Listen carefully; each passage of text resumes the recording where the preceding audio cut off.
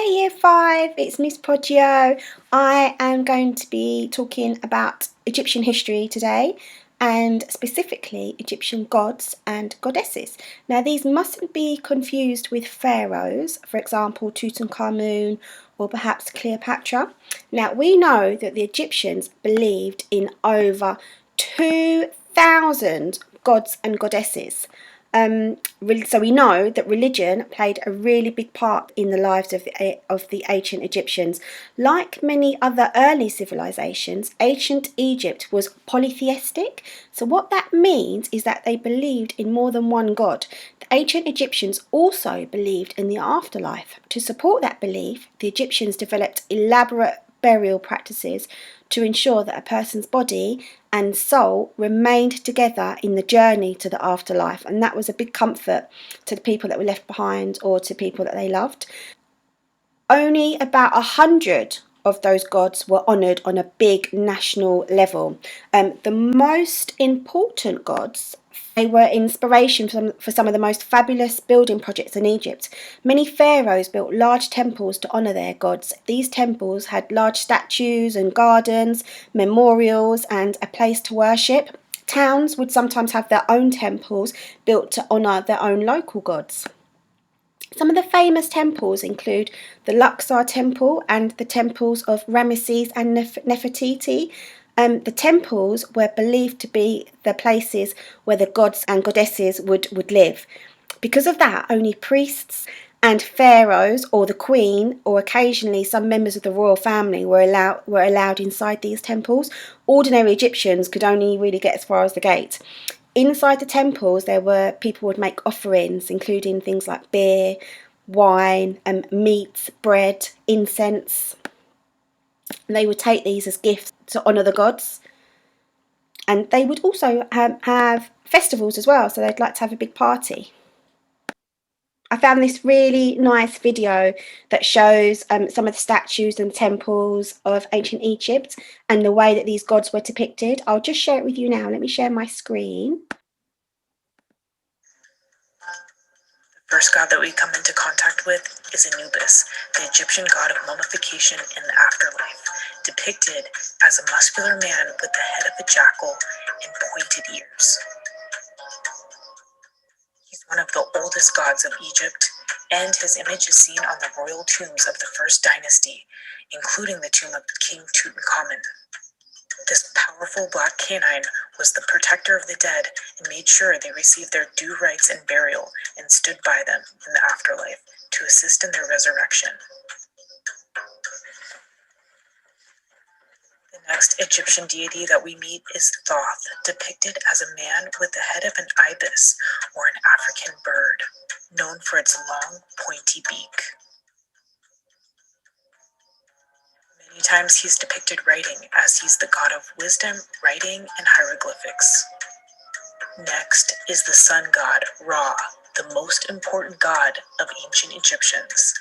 Ra appears as a man with a hawk head and a headdress of a sun disk. Ra was believed to rule all parts of the created world, the sky, the earth, and the underworld. Ra is seen throughout many ancient sites in Egypt, including the pyramids. Their smooth, angled sides symbolize the rays of sun and were designed to help the king's soul ascend to heaven and join the gods. The next deity is Horus, one of the most significant ancient deities who served many functions, most notably god of kingship in the sky. He's depicted as a falcon wearing the double crown of Egypt. As one of the oldest deities in ancient Egypt, Horus is known through many victorious myths and legends. Horus? The Eye of Horus is an ancient Egyptian symbol of protection and is seen throughout many temples and even in jewelry.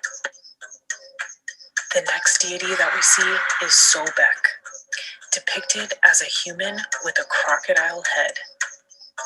We see him many times, including at the Temple of Kamumbo, situated along the Nile. Sobek was associated with military prowess, as well as his protective nature, particularly against the dangers presented by the Nile. His fierceness was able to ward off evil while simultaneously defending the innocent. Crocodiles were worshipped in cities that depended on the water from the Nile, and the crocodiles were even kept in pools and mummified when they died. So as you can see, it's fascinating to actually see these gods and goddesses, the way they're featured in ancient Egypt. I am now going to share with you a PowerPoint. So ancient Egyptian gods and goddesses. Now, Ra was the god of the sun, and he was the most important god to all of the Egyptians. It is believed that he was swallowed by Nut, the sky goddess, every night and born again in the morning. The Egyptians believed that Ra travelled through the underworld at night, where he appeared as a man with the head of a ram. Now, Anubis, he was the god of the death and the process of embalming. So this is the process where they mummified bodies. It was thought that jackals watched over the dead, as they were often seen in cemeteries, and Anubis helped to embalm Osiris when he was killed by Seth. Egyptian priests would wear a mask of Anubis during the mummification ceremonies. Now, Osiris was the god of the dead and also the underworld. And Osiris was also the god of resurrection and fertility. The Egyptians believed that he gave them the gift of the most important crop, which was barley, and Osiris was the husband of Isis and the father of Horus. So Nut and Geb. Nut was the god of the sky, and Geb was the god of the earth. And Nut's body is stretched across the sky and covered in stars. She and Geb are the parents of Isis and Osiris, and Nut is the sister, wife of Geb, and it is believed that Nut swallowed Ra, the sun god, at the end of every day and gave birth to him again in the morning. It was believed that earthquakes are caused by Geb's laughing. Now, Sekhmet was the goddess of war, and Sekhmet means the powerful one. She is sometimes called the daughter of the sun god Ra. She is celebrated at the end of battles. And Horus, he is the god of the sky, protector and ruler of Egypt. All living pharaohs were considered a living Horus. It is believed that Horus was the son of Isis and Osiris. Now, he became a ruler of the living after losing an eye in a battle and having it restored again. The eye became the symbol of protection, and we saw a lot about that in that video. Now, Thoth, he is the god of writing and knowledge. Thoth could also appear as a baboon. It is believed that Thoth gave the Egyptians the gift of hieroglyphics. Isis was the goddess of protecting the needy. She is the wife of Osiris and the king of Egypt. Isis was the daughter of the earth. She is also the sister of Osiris, and she is the mum of Horus, and she's known as the Good Queen. She taught the women of Egypt how to bake and how to weave. Now, a lot of these Egyptian gods are all related. There's a big family, if you Google it, there is a family tree and they're all related to each other. They're all kind of intertwined together. Now, Set, he was the god of chaos and the desert and storms. So Set is the son of Geb and Nut, and he is the father of the jackal-headed god Anubis.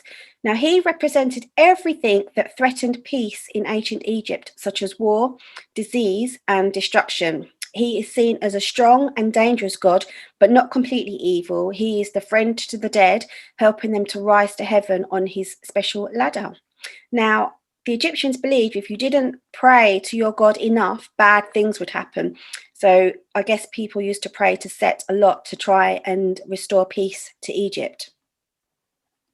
So I hope you have found that very useful.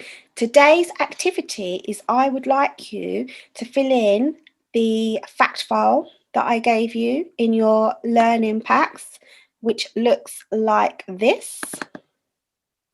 So I would like you to fill in this fact file with as much information as you can possibly find. You may need to do some internet research to help you. There are so many different gods and goddesses that you can choose your favorite one. And what I would like you to do is I want you to fill this in. I want you to draw a picture of your god or goddess. I want you to write down what their name is. If you can do it in hieroglyphics, that would be amazing. And I want you to tell me what they're the god of, what do they represent, describe their appearance, what do they look like, and also what would happen if you didn't pray to this god. The Egyptians believed that you had to pray to the gods or bad things would happen. So, for example, the god of war, I'm sure the Egyptians believed if you didn't pray enough that war would happen. So choose a god and find out what would happen if you didn't pray to them, and tell me any other interesting facts that you can find. I look forward to seeing your fact files. Okay, year 5, I will talk to you soon. Bye.